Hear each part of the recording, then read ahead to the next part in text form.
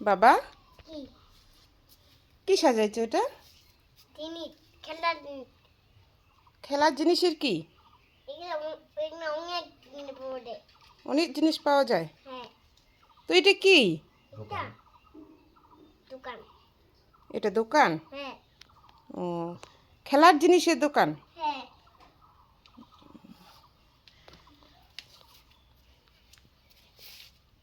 তোমার খেলার সাথী কে? বাচ্চা। বাচ্চাটা? হ্যাঁ ও,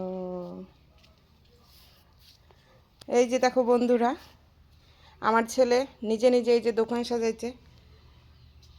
এই যে যত ওর খেলার জিনিস, ভাঙ্গা চূড়া সব দিয়ে একটা দোকান সাজাইছে।